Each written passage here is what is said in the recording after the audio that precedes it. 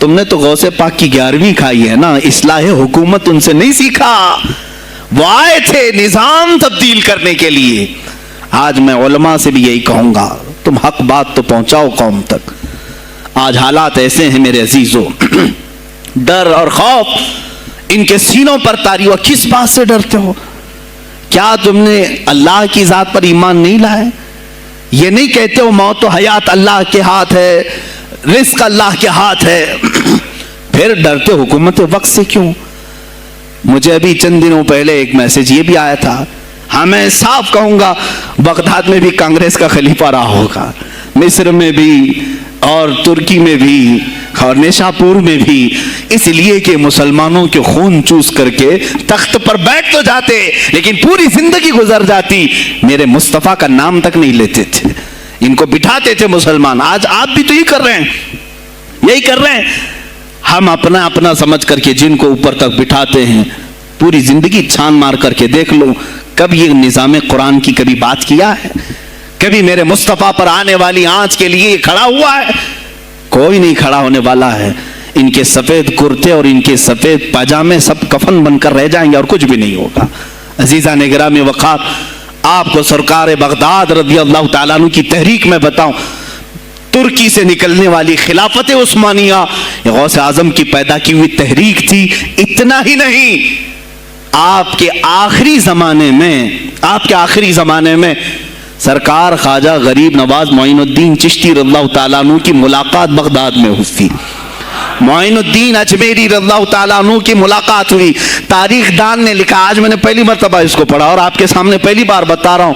سرکار بغداد اور حضرت خواجہ غریب نواز کی ملاقات کے بارے میں بہت سارے باتیں چلتی ہیں کتابوں میں بھی، میں نے اپنے مرشد سے بھی پوچھا تھا.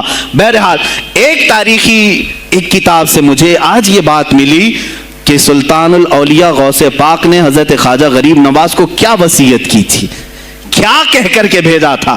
ان کے پاس غوث پاک نے، غریب نواز نے بہت ساری انعامات، اوراد، وظائف، طرق، اجازات سب حاصل کیے، لیکن ہندوستان جب آئے کیا کیا انہوں نے؟ یہ بھی بتایا گیا کہ غوث پاک کی یہ تحریک تھی. کیا؟ سلطان الہند سرکار غریب نواز نے شہاب الدین غوری کو بلا کر کے ہندوستان میں پرچم اسلام لہرانے کا حکم دیا تھا. یہ تحریک بھی سرکار غریب نواز نے لائی تھی بغداد کے ولی کامل سے. تم کیا سمجھتے ہو یہ اولیاء خالی مسلح لے کر کے گھومتے تھے؟ یا اولیاء اکرام صرف گدی نشین تھے؟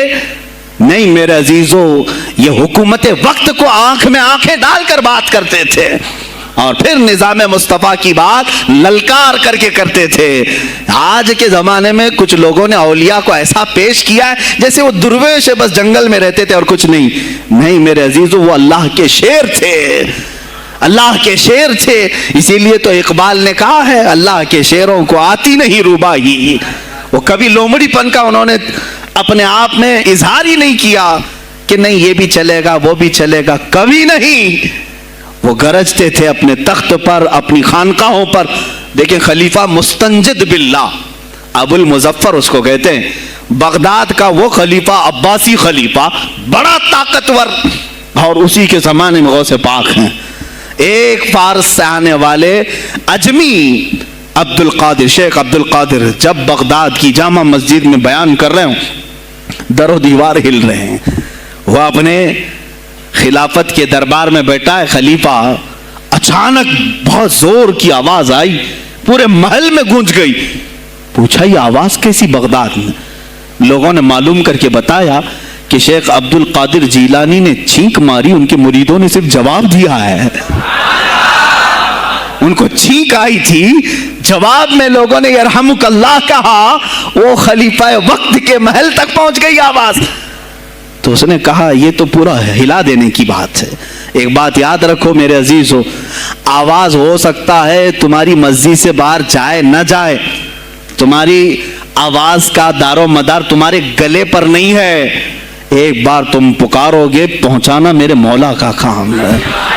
اب ہماری آواز کہاں کہاں تک پہنچتی ہے، کس کے ٹائر پھٹتے ہیں، یہ سب بات کی بات ہے. تم پکار کر کے تو دیکھو اللہ رب العزت کے نام پر. عزیزان گرامی وقار، مستنجد باللہ آیا اور وہی کیا جو ہر عیاش کرتا ہے.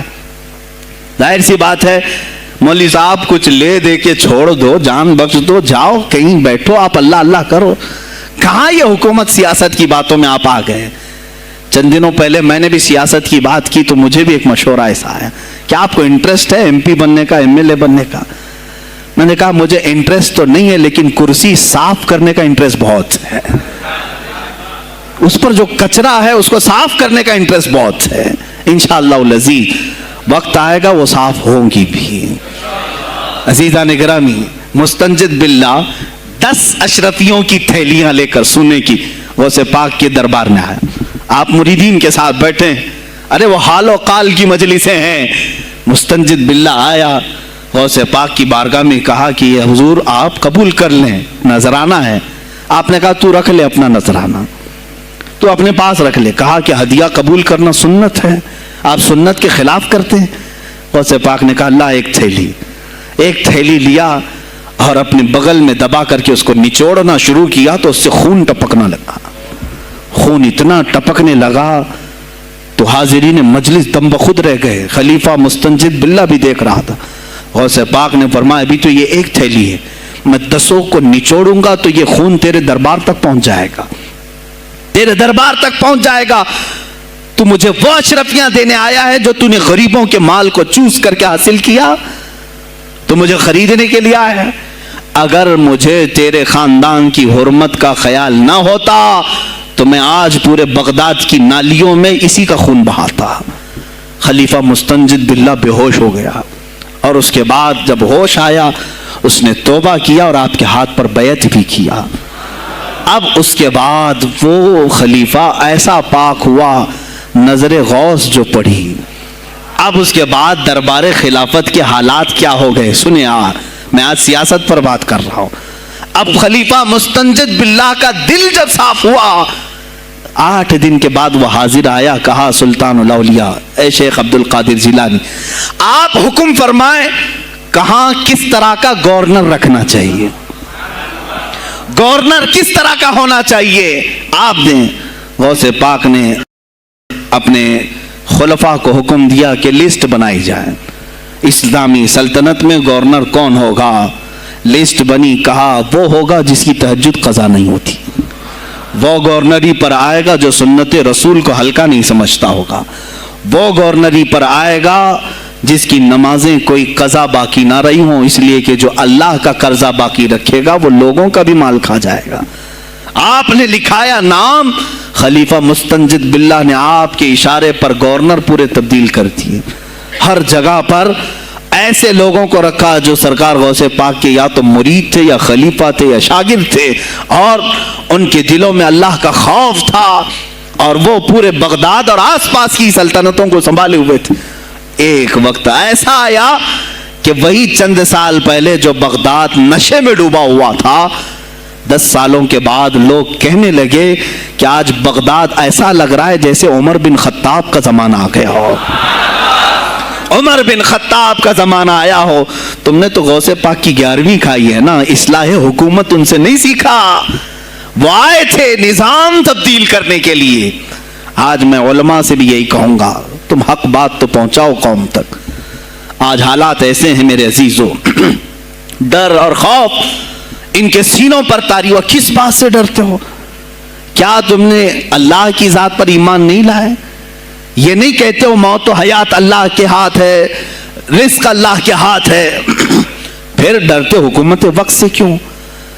مجھے ابھی چند دنوں پہلے ایک میسج یہ بھی آیا تھا کہ حضرت آپ تو پاکستان کے علامہ خادم حسین کی تعزیت پر بیان کر رہے ہو, آپ دیکھ نہیں رہے یہاں کا ماحول کیسا ہے.